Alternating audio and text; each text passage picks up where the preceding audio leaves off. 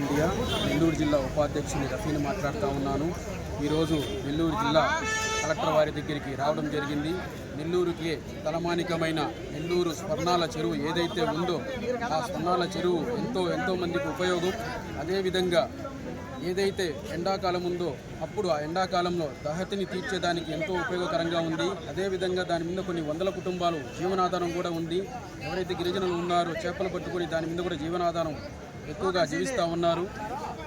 కానీ ఈ మధ్యకాలంలో కొంతమంది చోటా నాయకులు ఏదైతే ప్రజాపక్ష పార్టీ ఉందో ఆ పార్టీ నాయకులను చెప్పుకుంటూ ఆ చెరువుని కబ్జా చేస్తూ దాదాపు 400 అంకణాలు మట్టితో పూడ్చేసి 9 అంకణాలు ఫ్లాట్లు వేసి ప్రజలకి, పేద ప్రజలకి, మధ్యతరగతి ప్రజలకి అమ్మేదానికి ప్రయత్నిస్తూ ఉన్నారు. ఇది సరైన చర్య కాదని చెప్పేసి మేము వాళ్ళకు కూడా చెప్పడం జరిగింది. అదేవిధంగా కలెక్టర్ గారికి కలిసి మెమోరాండం ఇవ్వడం జరిగింది. ఆయన వెంటనే స్పందించి ఇరిగేషన్ అధికారులని పిలిపించి ఆయన చెప్పడం జరిగింది. ఏదైతే ఉన్నాయో అన్నీ కూడా సర్వే చేసి ఆ సర్వే రిపోర్ట్ నాకు ఇవ్వమని చెప్పి చెప్పడం కూడా జరిగింది. దీనికి మేము ఆయనకి గౌరవంగా ధన్యవాదాలు తెలియజేస్తూ ఉన్నాము.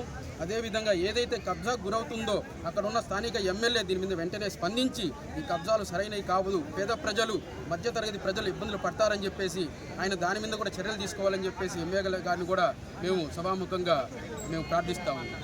Thank you.